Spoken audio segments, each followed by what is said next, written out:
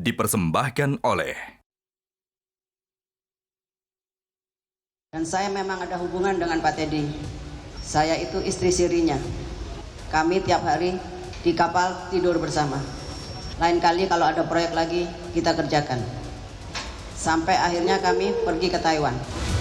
Ahli menyatakan bahwa apabila si A selaku atasan yang dalam kasus ini adalah Teddy Minahasa sudah memerintahkan agar dilakukan pemusnahan dan penarikan narkoba tanggal 24 September, maka si B, si C, dan si D, yaitu dalam hal ini adalah Kapolres, asistennya si Arif, dan cewek itu namanya Linda, sudah dapat perintah tersebut, bahkan Kapolres menyatakan siap perintah laksanakan, maka kalau kemudian tetap dilakukan penjualan narkoba beberapa hari kemudian, maka si A yang memberikan perintah di awal yang kemudian menariknya, dalam hal ini adalah Teddy Minahasa, bebas dari tindak pidana.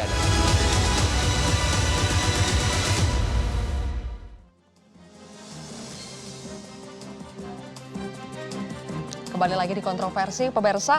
Mas Reza, kita lanjutkan sedikit dulu ya soal relasi kuasa. Ada teori superior order defense ya. Bisakah itu diterapkan pada kasus Teddy Dodi? Sangat bisa, karena itu saya juga tidak sepakat 20 tahun untuk Dodi Prawira Negara. Hukumannya harus lebih berat daripada itu. Kenapa? Tadi dikatakan di bawah pengaruh kekuasaan Teddy Minahasa, terpaksa, terjerumus. Mari kita ingat kembali pengujian dalam psikologi forensik terkait dengan superior order defense. Pertama, pastikan dulu tekanan itu objektif ada. Yang kedua, bahwa yang bersangkutan tidak punya kemampuan, kewenangan, kesempatan atau apapun itu menghindar. Dan yang ketiga, ini mutlak, resiko negatif. Kalau yang bersangkutan menolak, kalau yang bersangkutan mengelak, kalau yang bersangkutan menentang. Faktanya, ketika Teddy Minahasa berkirim WhatsApp, sisihkan, terawas, kemudian Dodi menolak, ada resiko buruknya? Tidak. Ketika kemudian mereka berjumpa di hotel di Bukit Tinggi, ketika Dodi diakui tadi oleh Bang Adriel menolak, ada resikonya? Ternyata tidak. Jadi penggunaan kata di bawah pengaruh, di bawah kekuasaan Teddy Minahasa, keterpaksaan, terjerumus, terpatahkan. Plus Dodi sendiri yang mematahkan alibi dia dengan mengatakan bahwa saya berani berhadapan dengan Kapolda-Kapolda lain. Itu menunjukkan bahwa sekali lagi Dodi ini sepertinya punya kemampuan, punya kesempatan untuk menghindar dari, sebutlah, tekanan Teddy Minahasa, plus tidak punya atau tidak mengalami resiko apapun ketika dia menentang, tanda petik, perintah Teddy Minahasa. Oke. Karena itulah saya anggap bahwa klaim superior order defense, pembelaan diri yang diangkat oleh Dodi, tidak mengena pada sasaran. Jawabannya, Bang Adri? Ya, kalau menurut saya tetap, ya Bang Reza kan ahli yang meringankan. Oh salah, Pastikan disesalkan. tidak Bang Adriel sarjana hukum, tapi tidak akan menggunakan istilah ahli yang meringankan pastinya tidak subjektif relevan. kan gitu ya. Kalau kita lihat mengenai kuasa relasi, mengenai apa ya, itu tadi kan teori ya, teori semua ya, saya nggak mau urusan teori lah. Kalau kita lihat mengenai kuasa relasi, mengenai daya paksa, itu semua subjektif, semua kembali ke orangnya. Nggak bisa kita lihat apa tadi seperti yang di apa, kalau andaikan si A daya paksa, contohnya apa, absolut dan relatif kan ada dua tuh. Absolut sudah di sini pisau, ya kan? Tapi bagaimana seorang pesilat? Seorang pesilat, kalau andai kan sudah di sini pisau, kalau itu pesilat, mungkin dia tidak tertekan, tidak terpaksa, biasa saja. Tapi kalau andai kan di orang amatiran, orang awam biasa, di sini pisau di sini mungkin sudah sangat tertekan. Itu keadaan darurat dan dia harus membela diri kan begitu. Nah ini kita lihat Pak Dodi itu sangat subjektif, jadi kita harus menyelami kebatinannya pada saat itu. Oke itu teori, tapi kebatinannya nggak bisa seperti itu. Kita harus merasakan itu. Saya sepakat itu subjektif, karena itulah harus diuji. Dan hasil pengujian dengan menggunakan formula psikologi forensik sekali lagi tidak mengena. Ada rentang waktu yang panjang, tadi sudah dikatakan oleh Kang Asep. Sekali lagi dia punya kesanggupan untuk berkata tidak jenderal, menolak, tapi ada resiko buruknya sama sekali tidak ada. Dan pada saat yang sama sekali lagi dia berani mengatakan di hadapan majelis hakim, saya berani melawan Kapolda lain. Subjektif, iya subjektif. Dan lewat pengujian ternyata memang terbukti bahwa dia mengatakan berani menolak Kapolda lain karena Kapolda tersebut tidak mendesak. Tidak mendesak dia. Tidak masuk akal. Loh, bahwa dia mengambil ilustrasi bahwa saya berani menentang Kapolda lain. Akhirnya dia mau kan. Saya berani melawan Kapolda lain. Disitulah dia menunjukkan bahwa dia seorang perwira yang berani menolak. Namun terus didesak, akhirnya dia tidak bisa berpikir secara logis. Secara benar. Tidak berpikir secara logis dalam sekian waktu sekian pekan, tidak masuk akal. Seorang AKBP tidak mampu berpikir secara logis selama sekian pekan. Kita tidak bisa setarakan seorang AKBP dengan seorang brigadir yang bernama Eliezer. Rentang waktu singkat, jarak kekuasaan sangat jauh, AKBP dengan bintang 2 Saya pikir terlalu dramatis kalau dikatakan bahwa AKBP Dodi Prawira Negara tidak kalau kita kemampuan melihat, menentang perintah saya yang tidak salah. membandingkan apple to apple bagaimana Barada dan bagaimana AKBP. Namun kita lihat hierarki, psikohierarki, dia atasan dan bawah tetap kan. Mau dibilang AKBP, mau dibilang Kombes, tetap bawahan Irjen Pol Teddy Minahasa. Kan begitu. Oke. Itu ada kuasa relasi, sudah disebutkan. Baik. Jadi kita menilai bahwa pada saat itu Pak Dodi tertekan, itu subjektif. Baik. Kalau memang pada saat itu tertekan, memang dia tertekan. Mbak Liza yang Begitu. melakukan analisa psikologi kepada Dodi ya. Ya. Tadi Mas Reza mengatakan poin ketiga, risiko negatif. Apakah di situ terlihat ada risiko negatif yang betul-betul kalau Dodi tidak menuruti perintah Teddy Minahasa, maka dia akan mengalami risiko negatif itu? Ya, sekali lagi saya bicara sebagai seorang psikolog klinis ya. Jadi pada saat kita memutuskan suatu hal, itu prosesnya kompleks sekali Mbak Sylvia.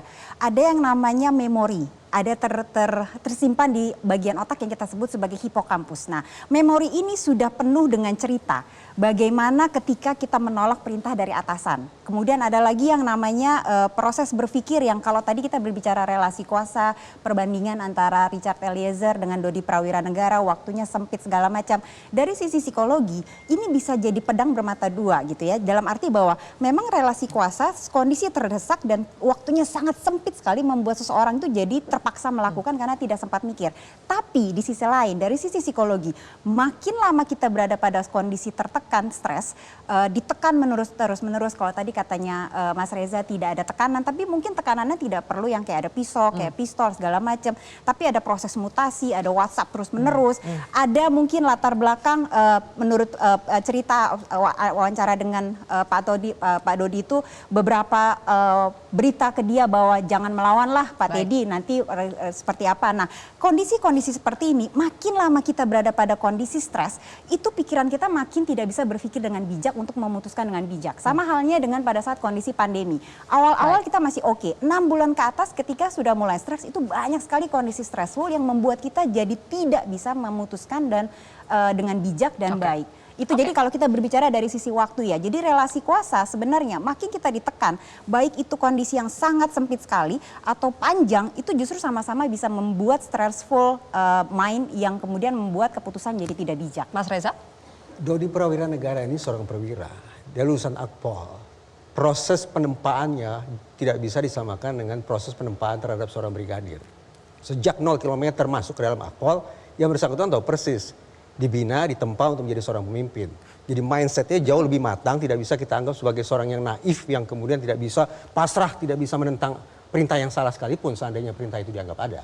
Jadi sekali lagi menurut saya, benar itu subjektif dan harus diuji. Dan lewat pengujian menurut saya justru terpatahkan klaim bahwa yang bersangkutan pasrah, takut, tidak mampu menentang perintah yang salah. Oke, baik. Kita sudah dengar dua argumen ini ya, tapi kita harus lanjut ini ke pembahasan yang berikutnya. Saya ingin menampilkan soal perdebatan sekarang, perdebatan soal pasal ini. Dodi, kemudian Linda dan Teddy sama-sama dituntut pasal 114 ayat 2 ya. Kita tampilkan 114 ayat 2 Undang-Undang Narkotika. Ini dia. Dengan ancamannya pidana mati atau pidana penjara seumur hidup atau pidana penjara paling singkat 6 tahun dan sebagainya. Sementara ada satu kesaksian dari ahli yang dihadirkan oleh jaksa penuntut umum yang mengatakan bahwa dakwaan JPU terhadap Teddy itu salah. Harusnya pasal 140. Kita lihat bersama. Kalau pasal 140 itu intinya adalah penyidik pegawai negeri sipil. Karena Teddy, Dodi itu adalah penyidik polisi, maka yang diberlakukan seharusnya pasal 140. Bang Jamin, benarkah cara melihatnya seperti ini? Dakwaan JPU-nya salah? Tentu yang memberi keterangan ini adalah ahli dari jaksa penuntut umum. Jadi saya kira apa yang diterangkan itu justru menguntungkan penasihat hukum ya. Dan kami juga Penasihat hukum Teddy? Ya, dan kita juga melihat ini begini konstruksinya. Jadi pelaku ini adalah konteksnya dalam hal ini penyidik. Ya, penyidik yang melakukan suatu tindakan itu. Nah, dalam 140 itu memang dikatakan ada pasal-pasal tertentu dalam Undang-Undang Tipikor yang menyatakan pasal itu kalau dilakukan oleh penyidik, maka ketentuan 140 itu berlaku. Ketentuan. Dan itu memang waktu diuji dalam persidangan, apakah perbuatan itu relevan sebagai suatu pasal-pasal masuk dalam konteks 140, semua ahli setuju. ahli pidana. Termasuk saya juga, Pak Daniel dan juga Mbak Eva waktu itu yang menerangkan itu kalau nggak salah ya. Itu menyatakan itu bagian dari pasal 140. Konsekuensi hukumnya apa? Ya kalau konsekuensi hukumnya, kalau satu surat dakwaannya tidak ada pasal yang memangnya secara material di persidangan menyatakan itu suatu pasal, maka dakwaan itu harusnya batal demi hukum. Oke. Gitu ya. Jadi Tapi menurut Anda yang betul itu 140 bukan 114? Konstruksinya seperti itu. Jadi konstruksinya adalah ada suatu penyidik yang menyimpan, ya, tapi konteksnya ya, menyimpan ya, dalam konteks menyimpan, dia tidak secara sesuai dengan prosedur. Karena ini kan lebih kepada prosedur yang dilakukan oleh penyidik dalam menangani suatu perkara tindak pidana korupsi. Oke. Tindak pidana narkotika ini. Oke. Itu Baik. yang lebih mengarah ke situ. Baik, Pak Beni pernah jadi Direktur Pemberantasan Narkotika BNN. Benarkah kalau untuk penyidik harusnya pakai pasal 140 Undang-Undang Narkotika? Saya ingin menjelaskan begini ya. Pasal 140 itu kaitannya dengan pasal 88, 89, 90, 91 kalau tidak salah. Yaitu berkaitan dengan penanganan barang bukti. Ketika penyidik menyita, dalam tempo 3 hari dia harus sudah minta penetapan penyitaan ke kejaksaan. Kemudian dalam tempo 7 hari jaksa harus sudah mengeluarkan penetapan. Setelah penyidik menerima penetapan itu dalam tempo 7 hari harus sudah dimusnahkan. Nah, proses ini ketika dilanggar kenalah pasal 140. Kalau untuk penyidik, 141 untuk jaksa atau kajari.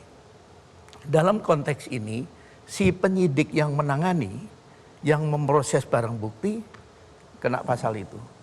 Tetapi yang menyuruh menyisihkan, menyuruh mengganti, kemudian menjual, Ya.